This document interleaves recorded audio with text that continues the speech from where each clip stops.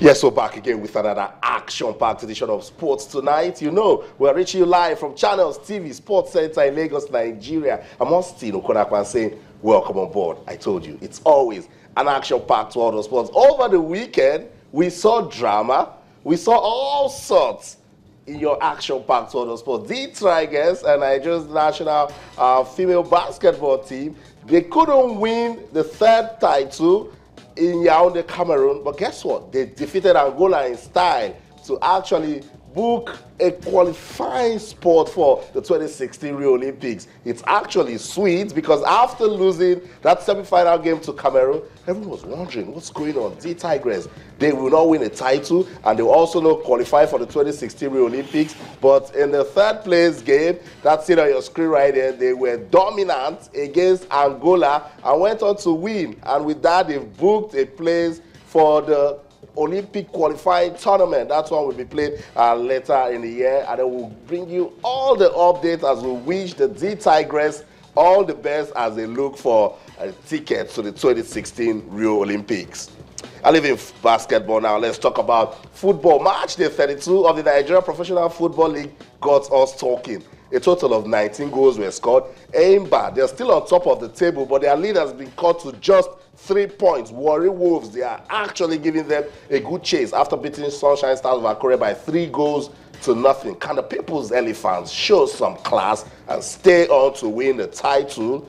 We'll talk about match day 32 of the Nigeria Professional Football League tonight on the show. What else is going down? Your action-packed world of sport as we speak. The Super Eagles of Nigeria, they're getting ready for that double-header. They're going to play DR Congo and, of course, the Indomitable Lions of Cameroon. The team, as we speak, about 15 players already in camp in Belgium. We'll be giving you all the updates coming from the Super Eagles as regards those friendly games against DR Congo and, of course, the Indomitable Lions of Cameroon.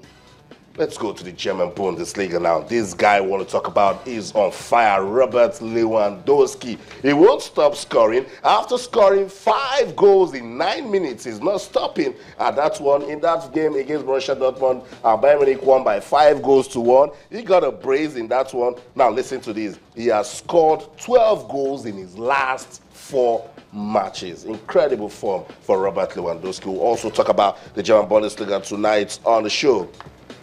Let's go to England. Over the weekend, we saw drama, all sorts of drama. Southampton, they went to Stamford Bridge, shocked Chelsea by 3 goals to 1. The guy on your screen, Jose Mourinho, he loves talking, but lately he's not talking so much because he doesn't understand what's going on with him and his team.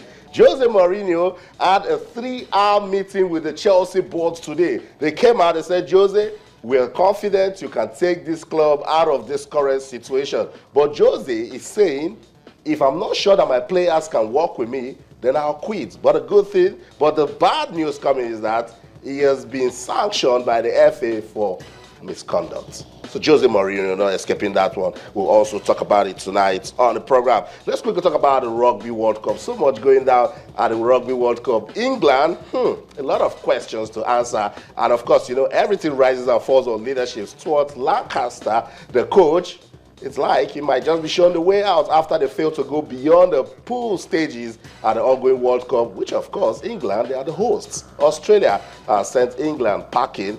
So it's getting tougher for the host country. Let's bring you into all of what we're doing tonight before I let you know the guys that are with us in the studios. I told you so much to talk about. We're trying to run through it. Somebody said, I didn't talk so much about Arsenal. Calm down. There's so much to talk about. Let's bring you into the discussion right now. Our feedback mechanism, they've not changed. That's it right there on your screen. On Twitter, it's channels_sports. And on Facebook, we're channels IFU Sports. It's an action-packed world of sports. So much going down. I want to engage you tonight.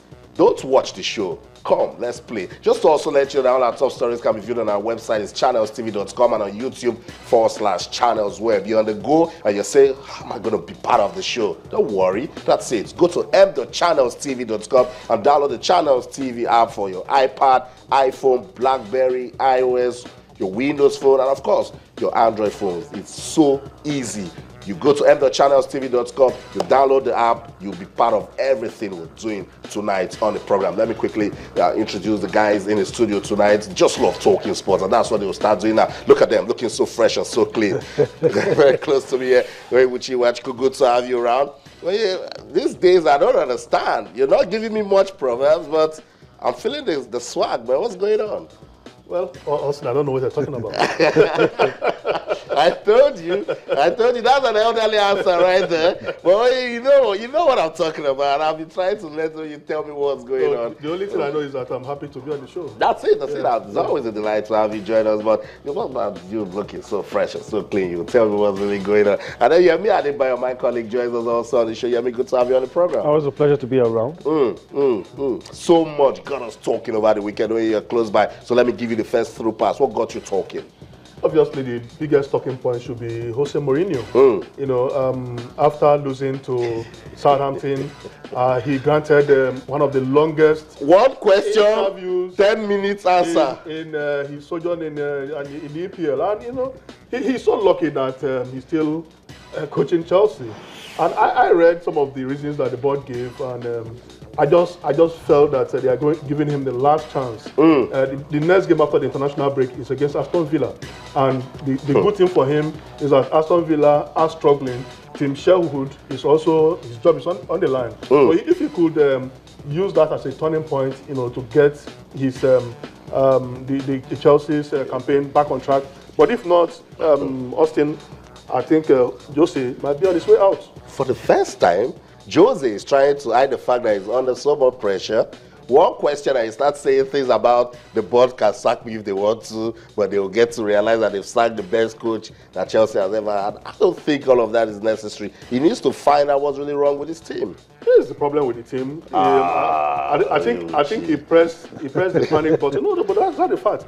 How can you play the first game of the season? You're already having issues with the team doctor. You know, that was the first game of the season. Having issues with the team doctor. All the games that they've played, he has always blamed the players, exonerated himself from, absolved himself from blame. So how do you want the players to feel?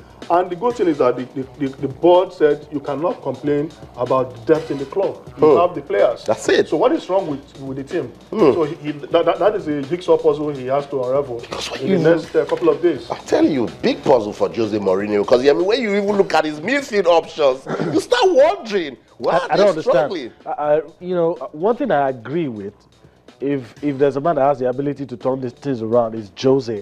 I agree with that. But the problems, like Ouchi has said, I mean, he costed himself. And a lot of people sympathize with Chelsea. They do not sympathize with the man in the eye of the storm. And that's talking about Jose Mourinho. I mean, with his comments. I mean, he just goes about making comments that, you know, have big implication. Talk about players, talk about...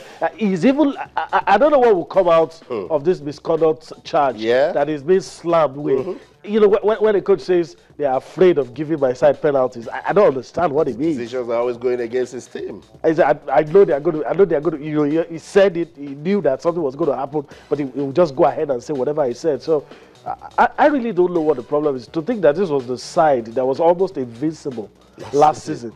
So it's not an issue of quality. I just don't understand it. But I do know that this is the man. But for us neutral football fans, it's good because Jose will be humble.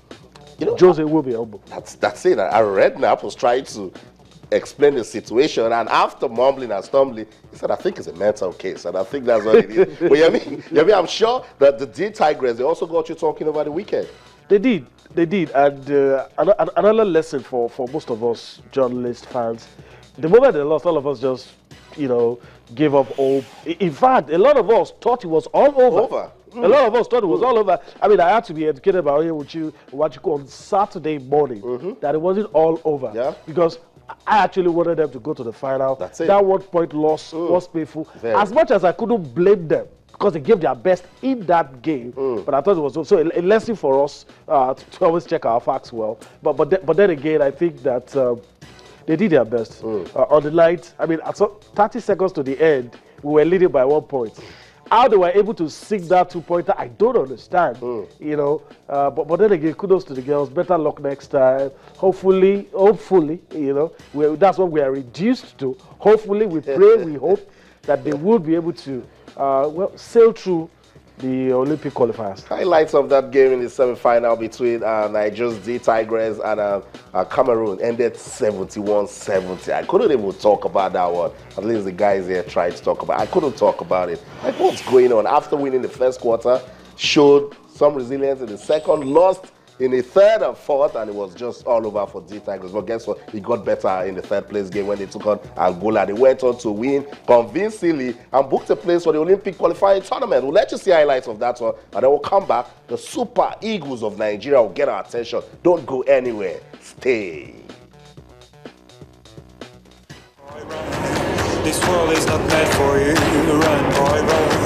They're trying to catch you.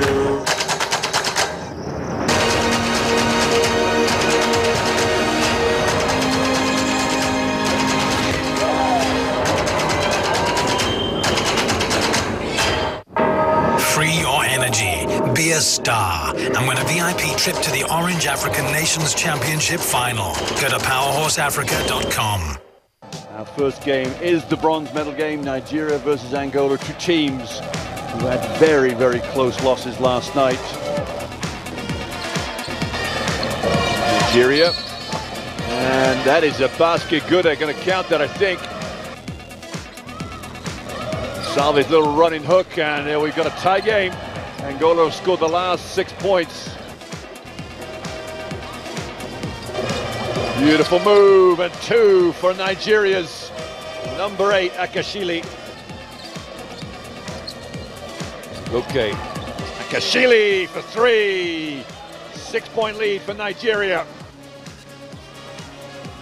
Gonsalves lines up a 3, another one goes down. And Angola with back-to-back trays have taken the lead here of Angola.